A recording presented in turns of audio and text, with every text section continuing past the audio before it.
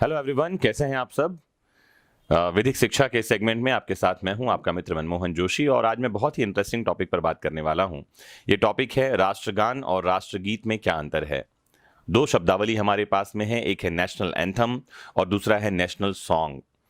तो मैं आज इन दोनों के बारे में आपको बताऊंगा और साथ ही हम इनसे जुड़े हुए कुछ बहुत ही इंपॉर्टेंट बातों पर भी चर्चा करेंगे। आपको कुछ नई जानकारियां मिलेंगी, ऐसा मेरा सोचना है।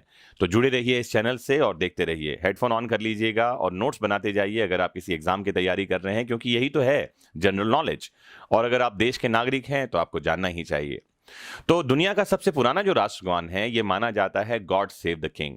ब्रिटेन का राष्ट्रगान 1825 में ये बनाया गया था, 1825 में।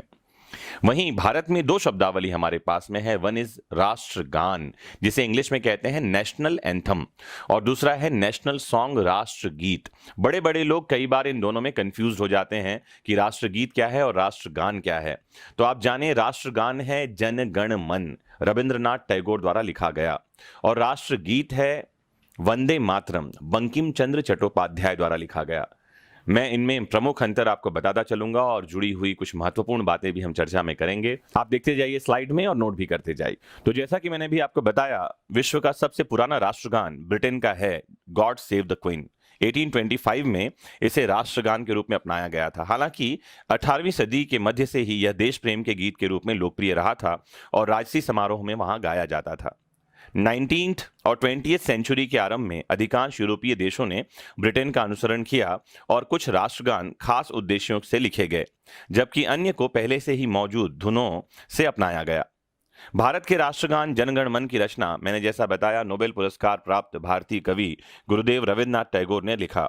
यह मूलतः बांग्ला भाषा में लिखी गई थी 1911 में। इसके हिंदी संस्करण को भारतीय संविधान द्वारा 24 जनवरी 1950 को, अंडरलाइन कर लीजिएगा डेट को, 24 जनवरी 1950 को राष्ट्रगान के रूप में स्वीकृति प्रदान की गई थी। जनगण मन पहली बार 27 दिसंबर 1911, 27 दिसंबर 1911 को भारतीय राष्ट्रीय कांग्रेस के कलकत्ता अधिवेशन में गाया गया था। और इस गीत का प्रकाशन, मतलब पब्लिकेशन, पहली बार भारत विधाता शीर्षक से तत्वबोधिनी नामक पत्रिका में 1912 में हुआ था। ये सभी जीएस के प्रश्न हैं और एग्जाम्स में पूछे जाते हैं, आप जानें। जनगण मन जो है, इसे वर्ष 1919 में morning song of India, underline कर लीजिएगा इस शब्दावली को, मॉर्निंग सॉन्ग ऑफ इंडिया शीर्षक से अंग्रेजी में इसका अनुवाद किया गया। राष्ट्रगान में सिर्फ उन्हीं राज्यों का वर्णन मिलता है जो उस समय ब्रिटिश शासन के अधीन थे, जैसे पंजाब, सिंध, गुजरात, मराठा। लेकिन पुर्तगाल के अधीन जो भारतीय राज्य थे उनका इसमें उल्लेख नहीं किया गया। गुरुदेव रविन्द्रनाथ टैगोर ने 1911 में एक कविता की रचना की थी जो कुल 5 पदों में थी, और इस कविता के पहले पद को ही राष्ट्रगान के रूप में अपनाया गया है। जनगण मन मूलतः बंगाली भाषा में लिखा गया है, जिसमें संस्कृत शब्दों की अधिकता है। इसे सिर्फ संज्ञा शब्दों के प्रयोग से लिखा गया है, आपको जानना चाहिए। नेताजी सुभाष चंद्र बोस ने इस गीत का अनुवाद हिंदी और उर्दू में करवाया था, जिसे कैप्टन आबिद अली ने अनुवाद किया था। राष्ट्रगान जनगण मन जो है, इसका पूरा संस्करण 52 सेकंड में गाया जाता है, लेकिन इसका एक संक्षिप्त रूप भी है जिसे 20 सेकंड में गाया जाता है।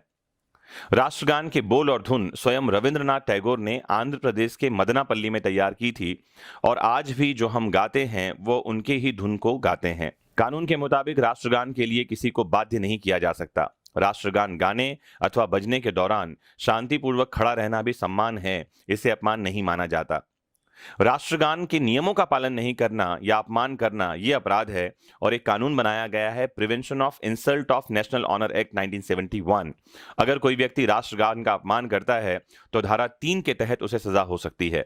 गवर्नमेंट ऑफ इंडिया के अनुसार फिल्मों के प्रदर्शन के दौरान फिल्म के किसी भाग में राष्ट्रगान बजने पर खड़ा होना या उसे गाना आवश्यक नहीं है, लेकिन आपकी जानकारी के लिए अब सुप्रीम कोर्ट ने फिल्मों में राष्ट्रगान का गाना या बजाना, इस पर रोक लगा दी है। इसीलिए सिनेमाघरों में फिल्म शुरू होने के पहले राष्ट्रगान गाया जाता है और लोगों को खड़ा करवाया जाता है उसके सम्मान में। कभी कभी इस बात का भी जिक्र होता है कि रविन्द्रनाथ टैगोर ने इस गीत की रचना अंग्रेज जो सम्राट थे जॉर्ज पंचम, उनकी प्रशंसा में लिखा था, जबकि रविंद्रनाथ टैगोर ने ही 1939 में पत्र लिखकर इस बात को सिरे से खारिज कर दिया।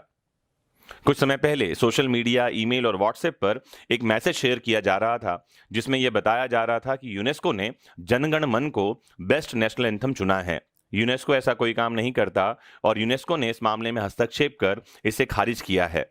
बिसेंट थियोसॉफिकल सोसाइटी के प्रिंसिपल और कवि जेम्स एच कजिन्स की पत्नी मार्गरेट ने राष्ट्रगान के अंग्रेजी अनुवाद के लिए म्यूजिकल नोटेशंस तैयार किए हैं। संस्कृत निष्ठ बंगाली में लिखे गए राष्ट्रगान उर्दू हिंदी में इसका अनुवाद, जैसा कि मैंने बताया, नेताजी सुभाष चंद्र बोस ने करवाया था। वर्ष 2005 में कई लोगों ने प्रदर्शन किया था और राष्ट्रगान से सिंध शब्द को हटाकर उसके बदले में कश्मीर शब्द रखने की मांग की थी और इसके बदले में दलील ये दी गई थी कि क्योंकि सिंध अब पाकिस्तान में है इसीलिए इसे राष्ट्रगान से हटा देना चाहिए। तो अभी आपने डिटेल में समझा कि राष्ट्रगान क्या है और इससे महत्वपूर्ण बातें कौन सी हैं, इसका अंग्रेजी अनुवाद कब किया गया, उर्दू अनुवाद किसने करवाया, और भी महत्वपूर्ण बातें इस ब्रीफ जानकारी में आपको मिली। शॉर्ट में समझते हैं राष्ट्रगीत के बारे में। बंकिम चंद्र चट्टोपाध्याय द्वारा लिखे गए गीत वंदे मातरम को भारत का राष्ट्रीय गीत बनाया गया है। बंकिम चंद्र चट्टोपाध्याय ने 7 नवंबर 1876 को बंगाल के कांतलपाड़ा नाम के गांव में इस गीत की रचना की थी। वंदे मातरम के पहले 2 पद संस्कृत में हैं और बाकी बांग्ला में हैं। सबसे पहले 1896 में कांग्रेस के कलकत्ता अधिवेशन में इस गीत को गाया गया था। आपको यह भी जानना चाहिए कि यह गीत आनंद मठ नामक पुस्तक में शामिल की गई थी। गीत के शब्द कुछ इस तरह से हैं। वंदे मातरम सुजलाम सुफलाम मलयज शीतलाम शस्य श्यामलाम मातरम वंदे मातरम शुभ्र ज्योत्सनाम पुलकित यामिनीम फुल्लक सुमित द्रुमदल शोभिनीम सुहासिनीम सुमधुर भाषिणीम सुखदाम वरदाम मातरम वंदे मातरम। इससे संबंधित कुछ महत्वपूर्ण जानकारियां आप स्लाइड में देख रहे हैं। पहली बार अरबिंदो घोष ने इस गीत का अंग्रेजी में और आरिफ मोहम्मद खान ने इसका उर्दू में अनुवाद किया। वंदे मातरम का स्थान राष्ट्रीय गान जनगण मन के बराबर है और यह गीत स्वतंत्रता की लड़ाई में लोगों के लिए प्रेरणा का स्रोत था। ऐसा माना जाता है कि जब 1970-80 के दशक में ब्रिटिश शासकों द्वारा सरकारी समारोह में गॉड सेव द क्वीन गीत गाए जाने को अनिवार्य कर दिया गया था, तो बंकिम चंद्र चटर्जी ने इसके विकल्प के तौर पर वंदे मातरम गीत के प्रथम 2 पदों की रचना 7 नवंबर 1876 में की थी। बाद में 1882 में जब आनंद मठ नामक बांग्ला उपन्यास लिखा गया, तब इस गीत को उसमें शामिल किया गया और इसमें और भी पद जोड़ दिए गए। आनंद मठ उपन्यास अंग्रेजी शासन, जमींदारों के शोषण व प्राकृतिक प्रकोप, अकाल जिसे कहते हैं, से त्रस्त जनता द्वारा बंगाल में किए गए सन्यासी विद्रोह पर आधारित था। भारत की संविधान सभा ने 24 जनवरी 1950 को इस गीत के प्रथम 2 पदों को राष्ट्रीय गीत का दर्जा दिया। स्वतंत्रता से पूर्व दिसंबर 1905 में कांग्रेस कार्यकारिणी की बैठक में इस गीत को राष्ट्रीय गीत का दर्जा प्रदान कर दिया गया था और बंग भंग आंदोलन के दौरान वंदे मातरम राष्ट्रीय नारा बना था।